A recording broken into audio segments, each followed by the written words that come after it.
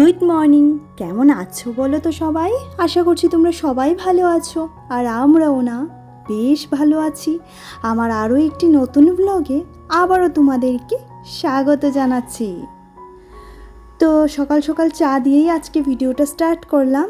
আর চা খাওয়ার পর অনেকটা বসে একটু রিল্যাক্সভাবে হাজব্যান্ডের সাথে গল্প গুজব করছিলাম। তারপরে এসে এদিকে দেখো বানিয়ে নিচ্ছি আজকে একটুখানি চাউমিনটা কিন্তু আমার হাতে খুব বেশি ভালো হয় না, আমি ভালো পারি না বলতে গেলে। ম্যাগিটা খুব ভালো হয়, চাউমিন আমার খেতেও ভালো লাগে না, আর বানাতেও আমি ঠিকঠাক পারি না, জানো তো। হয়তো বানাতে পারি না সেই জন্যই খেতে ভালো লাগে না, এটাও হতে পারে। তো চাউমিনে দেওয়ার জন্য আজকে কোনো রকমের সবজি ছিল না ঘরে, শুধুমাত্র আলু ছিল। তো আলু আর পেঁয়াজটাকে দেখো এদিকে ভেজে নিচ্ছি, আর আগেই ডিমটাকে স্ক্র্যাম্বল করে নিয়েছি। আর এদিকে তোমার আলু আর পেঁয়াজটা ভাজা করে তার মধ্যে চাউমিনের যে মশলাটা পাওয়া যায় সেটা দিয়ে দিলাম। ওই মশলার গন্ধটাই না কীরকম জানি লাগে, তারপরেও দিয়ে দিলাম, না হলে তো হবে না। তো এদিকে সেদ্ধ করে রাখা চাউমিনটাও এটার সাথে দিয়ে ভালো করে নাড়াচাড়া করে ঝুরো ডিমটাও দিয়ে দেব, দিয়ে তারপর নামিয়ে নেব। আর মিঠিমা অনেকক্ষণ ধরে বসে আছে খাওয়ার জন্য, সে আজকে স্কুলে যায়নি, তো সেই কারণে বসে আছে। যে বলছিল মা খিদে পেয়েছে, কী দেবে টিফিনে। সে যখন বাড়িতে থাকে তখনই দেখবে লক্ষ্য করে আমি এরকম টুকিটাকি টিফিন বানাই, কারণ বাচ্চা ঘরে না থাকলে না এসব খেতে একদমই ইচ্ছে করে না। আর সকালে এত মানে বেশি করে বানানোর সময়টা আমার থাকে না, যেহেতু মিঠিমা খুব সকালেই স্কুলে যায়, তো ওকে যতটুকু যা করে দেওয়ার করে দিই। আর এদিকে একটুখানি চাউমিন আমিও খেয়ে নিয়েছিলাম, অল্প করে খেয়ে একটু জল খেয়ে নিয়েছিলাম। এবার দেখো কাজে লেগে পড়লাম। আর এই সোফাটা বেশ কিছুদিন ধরে খুব ভালো করে ঝাড়া হচ্ছে না, তারপর এটাকে ভালো করে ঝাড়াঝাড়ি করে নিলাম। স্নান কিন্তু এখন হয়নি, এই বাসি কাজগুলো, বাসি বলতে কি এই ঘর দোর ঝাড়াঝাড়ি করে তারপর স্নানে যাব। অনেকটা এক্সট্রা কাজ করিনি যখন পুজো দেওয়ার না থাকে ঠিক তখন, জানো তো। এই সময়টা আমার বেশ অনেকগুলো এক্সট্রা কাজ করে নেওয়া হয়ে যায়। আর এদিকে দেখো এবার সোফাটাকে ভালো করে গুছিয়ে নিচ্ছি। আর সোফাটার ভেতরে অনেক ধুলোবালি জমেছিল, সমস্ত কিছু ঝাড়ু দিয়ে ফেলে এবার সোফাটাকে আবারও ভালো করে গুছিয়ে নিচ্ছি। আর মিঠিমা ওইদিকে বসে তার অনলাইন ক্লাস করছে, সে ঘরে থাকলে এটাই করে। আর যখন সে ঘরে থাকে না তখন তাকে একটা টাইম বেঁধে দেওয়া হয়, যে ওই টাইমের পরেই সে টিভি দেখতে পারবে। যদি তার টিভি দেখার ইচ্ছে হয় তাহলে একটা একটা করে কোর্স কমপ্লিট করতে বলে দেওয়া হয়, তো সেটাই সে করতে থাকে। আর এদিকে দেখো যেহেতু সোফা টোফাগুলো ঝাড় দিয়েছি, সমস্ত ফার্নিচারগুলোতে গিয়ে ধুলাবালি আটকেছে, তো একটু আধটু করে সমস্ত ফার্নিচার ঝেড়ে নিচ্ছি, যেটা প্রতিদিনের কাজ সেটাই একটু করে নেওয়া। তবে জল দিয়ে আমি মুছি না, একটু শুকনো ন্যাকড়া দিয়েই মুছে ফেলি। আর এভাবে করেই ঘরটা দেখছি বেশ ভালো পরিষ্কার থাকে। তারপর তো পুজো আসছে, পুজোর আগে তো আবার ডিপ ক্লিনিং হবেই, সেটা তো প্রত্যেকেরই হয়ে থাকে, তাই না। আর এদিকে দেখো ঝাড়ুটা দিচ্ছি, আর কি পরিমাণে যে নোংরা বেরোচ্ছে কি বলবো। যেহেতু সোফাটাকে ভালো করে ঝাড়াঝাড়ি করেছি সেই কারণে নোংরাটাও বেশ ভালোই হয়েছে। তো সমস্ত কিছু ঝাড়ু দিয়ে একদম ঘরটা মুছে নেব, তারপর আজকে স্নান করবো। আর ওই যে হাঁচি দিচ্ছি, কারণ ঝাড়াঝাড়ি করেছি, তো ঝাড়াঝাড়ি করলে আমার ভীষণ পরিমাণে হাঁচি আসে, জানো তো। এই ধুলাবালিগুলো নাক দিয়ে গিয়ে ঢোকে, তো সেই কারণে হাঁচিটাও বেশি করে হয়। আর এদিকে আমি ঘরটা ভালো করে ঝাড়ু দিয়ে নিচ্ছি। ঘরটা ভালো করে ঝাড়ু না দিয়ে মুছলে কি হয় বলো তো, সেই আবার ধুলোবালি পড়ে থাকে, তো ঘরটা একদম সাদা সাদা হয়ে যায়। তাই মোছার আগে না আমি খুব ভালো করে ঝাড়ুটা দিয়ে নিই। আর এদিকে মিঠির পাপাও ছিল ঘরে বসে, ওর সাথে কী যেন একটা কথা বলছিলাম, আর বলতে বলতে কাজটা করছিলাম। বেশ ভালোই লাগে আমার কথা বলে বলে কাজ করতে, কিন্তু আবারও দেখবে অনেক সময় বিরক্ত লাগে যদি কেউ ঘরে থাকে। আমার কাজ বাজে যেমন অনেকটাই বিরক্তিকর লাগে, জানো তো। মানে অনেক সময় এরকম লাগে যে ঘরে কেউ বসে গল্প করলে ঠিক আছে, কথা বলে বলে কাজ করে নেওয়া যায়, আর অনেক সময় এমন বিরক্ত লাগে যে একা ঘরেই সমস্ত কাজ করে নেওয়া যায়। আর এদিকে মেয়ে বসে ক্লাস করছে, আর ওর কী যেন লিখছে ওর ক্লাস থেকে। তো এদিকে এই ঘরটাও আমি একই সাথে ঝাড়ু দিয়ে নিচ্ছি। ঝাড়ু দিয়ে তারপর মপ দিয়ে ঘরটা মুছে নেব। আর ঘর দূর ঝাড়ু দিতে একটু সময়ই আমার লাগে বলতে পারো। ঘর ঝাড়ু দিতে আর মুছতে প্রায় আধ ঘন্টা থেকে 45 মিনিট সময় আমার লেগে যায়, কারণ এই কাজগুলি খুব আস্তে ধীরে করি, তো আর খুব তাড়াহুড়ো করে এই কাজগুলো না করতে পারি না। আর এদিকে দেখো মপটা নিয়ে এসেছি, তো মপটা দিয়ে ঘরটা মুছে নিচ্ছি। কালকে ডেইলি লাইফ লাইফ কুকিং থেকে আমাকে দিদিভাই বলছিল লাঞ্চ মেনুটা দারুণ ছিল, সুতপা তুমি দাঁড়িয়ে ঘর মুছবে, বসে বসে ঘর মুছলে অনেক বেশি কষ্ট হয়। হ্যাঁ গো দিদিভাই, দাঁড়িয়েই ঘর মুছি, মপটা দিয়েই মুছি, কিন্তু রান্নাঘরে না এই মপটা নিয়ে যাই না। কেন বলো তো, যেহেতু গোপুসোনা আর আমাদের ঘর একটাই, মানে গোপুসোনা এই ঘরেই থাকে, তো সেই কারণে এই মপটা দিয়ে আবার এই ঘরটা মুছবো, রান্নাঘরটা মুছবো, আশেরও তো একটা ব্যাপার আছে।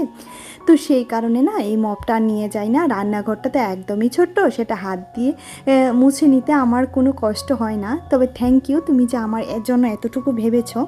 আর তোমাদের এই ভালোবাসাগুলোতেই জানো তো আমি অনেকটাই মানে মোটিভেট হই ভিডিও করার জন্য। আর এই ভালোবাসাগুলোর জন্যই বসে থাকি যে কখন একটু ভালোবাসা তোমাদের কাছ থেকে পাবো। আর যেদিন ভিডিও দিই না সেদিন না ভীষণ কষ্ট হয় জানো তো, মনে হয় ধুর আজকে আমার ভালোবাসার হয়তো বা একটু কম পড়ে গেল, এরকম মনে হয়। তবে তোমরা যে এভাবে ভালোবাসো সেটাই আমার কাছে অনেক বড় পাওনা।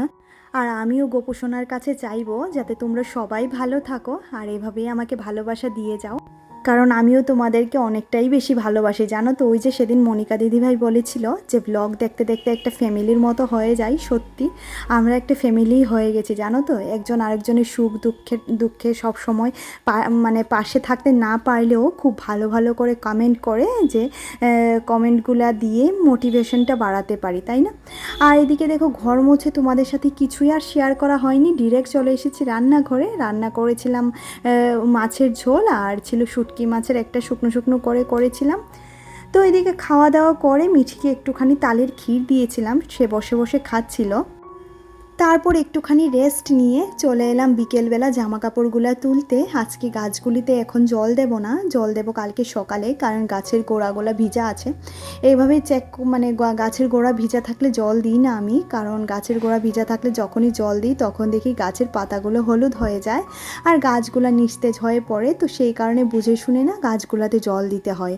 আর এদিকে দেখো সমস্ত জামা কাপড় তুলে নেব, কিন্তু এখন এগুলা ভাঁজ করব না, এখন গিয়ে ঘরে অনেক কাজ আছে। যেহেতু সন্ধ্যার ঘর ঝাড় দেওয়া তো থাকেই, আর মিঠি মা যেহেতু টিচারের বাড়ি যাবে ওকেও রেডি করে দিতে হবে। আজকে আমি আর ওর সাথে যাব না, আমি ঘরেই থাকবো। শরীরটা না খুব বেশি একটা ভালো লাগছে না, তো সেই কারণে ঘরেই থাকবো, নিজের মতো করে একটু সময় কাটাবো। আর সপ্তাহে এই 3টে দিন সন্ধ্যাটা পাই আমি আমার নিজের জন্য, সেটা যে আমার কী শান্তি তোমাদেরকে কি বলবো।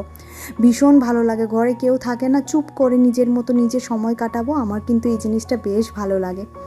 আর এদিকে সমস্ত জামা কাপড় তুলে নিয়ে ভাবলাম কয়েকটা আমড়া পেরে নিই, কারণ আমড়াগুলা একটু দুখানা গাছ, তো একখানা গাছে আমড়া একটুখানি বড় হয়ে গেছে। আর মিঠি যেহেতু খেতে ভীষণই ভালোবাসে আমড়া, তো সেই কারণে এগুলো তুলে নিয়ে যাই। দেখি কালকে যদি সময় পাই ওকে কেটে দেব, না হলে তার পরের দিন ওকে কেটে দেব। সে কিন্তু আমড়া ভীষণ ভালোবাসে, তাই ওর পাপা ছাদের মধ্যে দুখানা আমড়া গাছ লাগিয়েছে। আর এই আমড়াগুলো কিন্তু কাঠবিড়ালির পেটে চলে যাবে, হ্যাঁ, তো সেই কারণে তুলে নেওয়া আর কি বলতে পারো। তো দেখতে দেখতে 5-6টা আমড়া হয়েছে, এগুলা কালকে ওকে কেটে দিলে বেশ খুশি হবে মিঠি, দেখেই ভীষণ খুশি হচ্ছিল। আর এদিকে আমি সন্ধ্যার পর অনেকটা কাজের পরে একটুখানি চা আর মুড়ি নিয়ে চলে আসলাম। আর আজকে দুধ চা করেছি, এটা গরুর দুধ দিয়ে করেছি। আর মিঠি সোনা দেখো চলে এসেছে, ঘড়িতে বাজে এখন 8:30, মানে 8:30 বাজে। মিঠি মা এখানে চলে এসেছে, এবার ওকে ঘরে নিয়ে যাব। আর ওর ব্যাগটা ভীষণই ভারী, তো ওর পাপা বলছিল যে তুমি এসে ওকে নিয়ে যাও, তো সেই কারণে আমি এসে ওকে এগিয়ে নিয়ে যাচ্ছি। আর দেখো এখানে আবার আমার সাথে নাচতে নাচতে না আবার পরেও যেতে চাইবে, দেখবি এতটা দুষ্ট হয়েছে। টিচারের বাড়ি থেকে আসলে, স্কুল থেকে আসলে ওর 2-4খানা লেজ আরও এক্সট্রা গজিয়ে যায় জানো তো। ওই দেখো অবস্থা। তো এদিকে ওকে ঘরে নিয়ে এসে ওকে একটু জল ঠল খাওয়ালাম, কারণ দুধ খেয়েই গেছিলো। আর তার জন্য টিচারের বাড়িতে যে জলটা নিয়ে যায় সেটা তো এক বিন্দুও খায় না, ধরে ধরে জলটাও তাকে খাইয়ে দিতে হয়। কি আর করবো বলো, বাচ্চা যখন অবুঝ হয় তখন তো তাকে এভাবেই যত্ন করতে হয়, তাই না? আর এদিকে আমাদের বিছানাটা একটুখানি ঝাড়ু দিয়ে নিচ্ছি, কারণ ওই যে তোমার ঝাড় দিয়ে নিচ্ছি বিছানাটাকে, তো বিছানাটা একবারে রাতের জন্যই ঝাড় দিয়ে নিচ্ছি বলতে পারো। আর এদিকে বিছানার যে বেড কভারটা, এদিকে তোমার একটা চিরুনি দিয়ে ভালো করে বেড কভারটাকে গুজে দিচ্ছি। আর এদিকে সমস্ত সোফা টোফা তো সকালেই গোছানো হয়ে গেছিলো, বাট এটাকে গোছানো হয়নি, তো এটাকেও গুছিয়ে নিচ্ছি। আসলে কি বলো তো, আমরা না বাড়ির বউরা প্রত্যেক সময় চাই আমাদের ঘরটা যেমন নিট অ্যান্ড ক্লিন থাকুক, তাই না? ঘর নিট অ্যান্ড ক্লিন থাকলে মনে হয় যেমন আমাদের মনটাও নিট অ্যান্ড ক্লিন আছে। আর দেখবে ঘুম থেকে উঠে যখন আমরা একটা গোছানো ঘর দেখব তখন আমাদের নিজেরই খুব ভালো লাগবে, তাই না? সেই কারণে আমি প্রত্যেক দিন রাতে ঘুমানোর আগে বা সন্ধেবেলা যখন মিঠি ঘরে থাকে না এই কাজগুলো করে নেওয়ার চেষ্টা করি।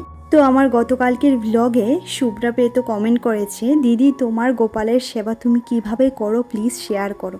অবশ্যই আমি একদিন ভাবছি গোপালের সেবাটা নিয়েই একটা ভিডিও করব। গোপালের 3 বেলা আমি কি করে সেবা দিই সেটা নিয়ে ভিডিও করব। তোমরা যদি দেখতে চাও অবশ্যই কমেন্ট করে জানিও।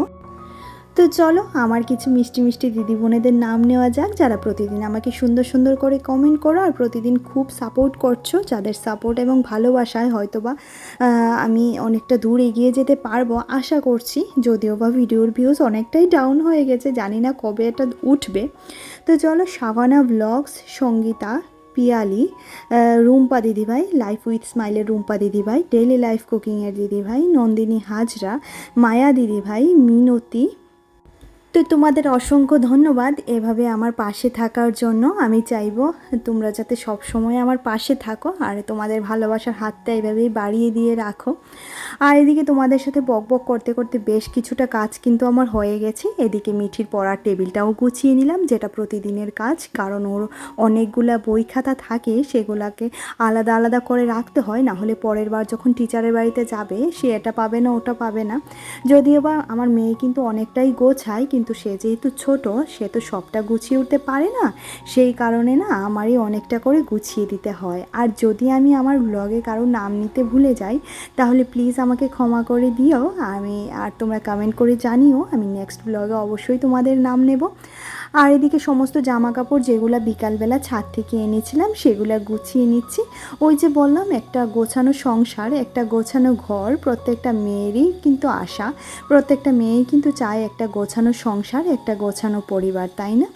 তো সেই কারণে ঘরটাকে ভালো করে গুছিয়ে নিচ্ছি। আর ইদানিং দেখছি সকাল থেকে বিকেলের এনার্জিটা আমার অনেকটাই বেশি থাকে, বিকেলে অনেকটা কাজ করার এনার্জি থাকে, বুঝতে পারছি না কেন, হয়তো অতিরিক্ত গরমের কারণেও হতে পারে।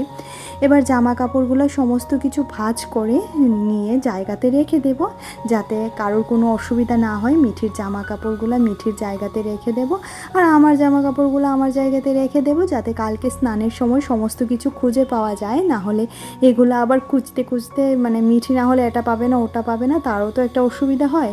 আর এদিকে কিন্তু সে বসে টিভি দেখছিল, তাকে সোফা থেকে নামিয়েই আমি সোফাটা গুছিয়েছি, কারণ এটা না গোছানো থাকে না ওর কারণে।